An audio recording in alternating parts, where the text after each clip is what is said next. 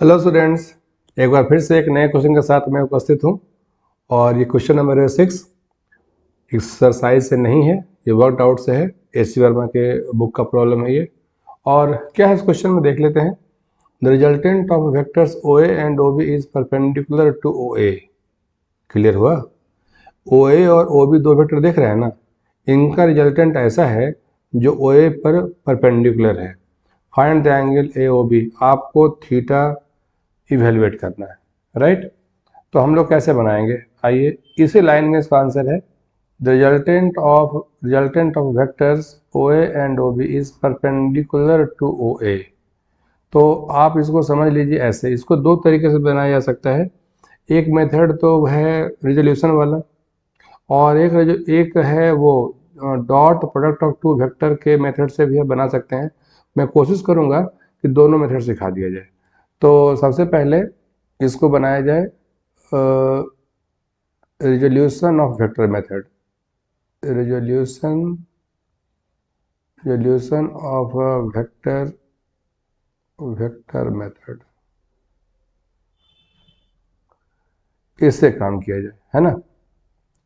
और बात की शुरुआत हम लोग फिर से करें। The resultant of O A and O B is perpendicular to O A. आइए तो आप समझिए थोड़ा सा ऐसा, मैं इसको इस कलर से दिखाता हूँ। इन दोनों का रिजल्टेंट ऐसा है जो परपेंडिकुलर है। ये देखिए, ये ब्लू वाला देख रहे हैं ना, ये रिजल्टेंट वेक्टर है, दिस इज आर वेक्टर। और ये आर वेक्टर ऐसा है जिसको आप कह सकते हैं resultant. This means O A plus O B, है ना। इस एंगल को मैं मान लेता हूँ बीटा, और ये एंगल अब हो जाएगा 90 degree, for which 90 degree plus beta will be equal to theta, है ना। तो अब चलिए काम की बात की जाए। आइए तो सबसे पहले रिजल्टेंट के बारे में क्या कह दें हम लोग, देखिए O A vector plus O B vector. O A vector को जरा समझने की कोशिश करिए। तो ओ ए जो भी है वो प्योर एक्स में है, और मैग्नीट्यूड कितनी है 4 मीटर, तो 4 मीटर अलोंग आई कैप, है ना। और ये ओ बी वेक्टर को आप कहिए 6 कॉस बीटा, तो ये वाला हो गया ऐसे 6 कॉस बीटा, और ये हो गया जे कैप, जिसकी वजह से 6 साइन बीटा, 6 साइन बीटा वो हो जाएगा माइनस आई कैप में, ये हो जाएगा माइनस आई कैप में, ऐसा, ठीक है। और इसको ऐसे लिख दिया जाए 6 मीटर, ज़्यादा अच्छा लगेगा देखने में। और ये भी है 6 मीटर, है ना। तो और आगे इसको हम लोग कैसे लिखें, 4 minus 6 sine beta along i cap plus 6 cos beta along j cap, right. तो ये वाला हो गया ऐसे आर वेक्टर, और ये वाला भी हो गया ऐसे आर वेक्टर। अब क्वेश्चन की बात समझिए। रिजल्टेंट वेक्टर ओ ए के परपेंडिकुलर है ना।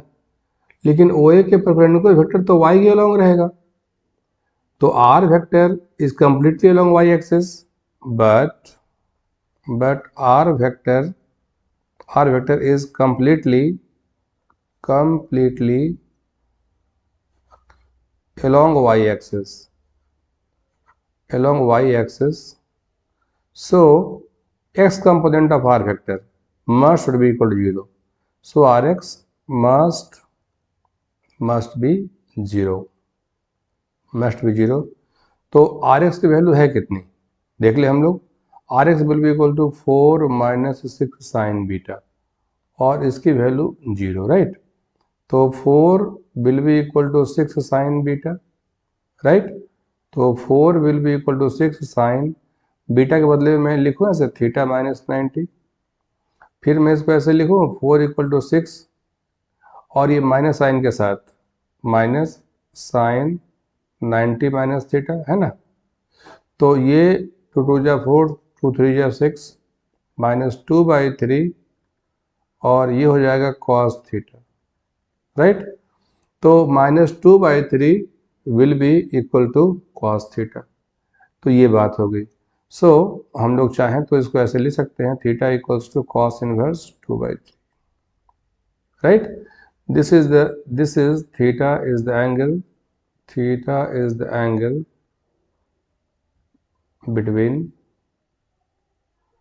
between OA vector and OB vector. Theta is the angle between OA vector and OB vector. यहाँ तक बात समझ में आ गई होगी, है ना। ये था रिजोल्यूशन ऑफ वेक्टर मेथड। अब एक मेथड और है, मैं उसका जिक्र करना चाहूँगा। ये है dot product of two vector method. इससे भी इसको बनाया जा सकता है। आइए सीखते हैं। देखिए, सबसे बड़ी बात तो ये R vector is perpendicular to, आइए सीखे हम लोग। R vector is perpendicular to O A vector. सही बात है क्वेश्चन के मुताबिक। सो आर क्या था? O A plus O B vector perpendicular to O A vector. और हम लोगों ने सीखा है अगर दो वेक्टर म्यूचुअली परपेंडिकुलर हों तो उनका डॉट प्रोडक्ट 0 होता है। So O A plus O B vector dot O A vector will be 0। क्यों भाई? तो हमने पढ़ा है कि इफ ए डॉट बी अगर 0 हो जाए then A vector will be perpendicular to B vector, है ना। तो ये हो जाएगा ओ ए स्क्वायर और ये हो जाएगा O B vector dot O A vector equal to 0। तो ओ ए स्क्वायर तो ये हो गया 4 मीटर स्क्वायर और ये हो गया O B vector modulus of O A vector into cos. O B और ओ ए के बीच का एंगल देख लीजिए, यहाँ ओ बी वेक्टर और ओ ए वेक्टर के बीच का angle theta, cos theta, that will be 0।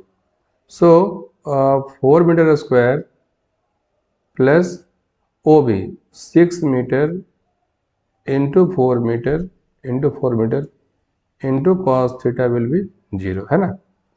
तो ये हो जाएगा -24 cos theta will be equal to 16। हम लोग ऐसा लिख सकते हैं therefore cos theta will be equal to 16/24 with minus sign equal to -2/3. Therefore theta will be cos inverse -2/3 -2/3। यहाँ पर भी theta equal to cos inverse -2/3 होना चाहिए था, तो -2/3, राइट। तो थीटा क्या था? Angle O B. So angle AOB is cos inverse -2/3। I think आपको ये मेथड भी समझ में आया होगा, आपने इसको एंजॉय किया होगा। फिर भी कोई डाउट है, नीचे में वो फ़ोन नंबर भी स्क्रॉल होता रहता है, आप उस पर कॉल बैक करके सीधे मुझसे बात कर सकते हैं। और अगर वीडियो पसंद आया हो तो इसे लाइक, सब्सक्राइब, शेयर करें। और अगली क्लास में हम लोग फिर एक नए वीडियो के साथ मिलेंगे। आपने धैर्यपूर्वक इस वीडियो को यहाँ तक देखा, बहुत बहुत धन्यवाद।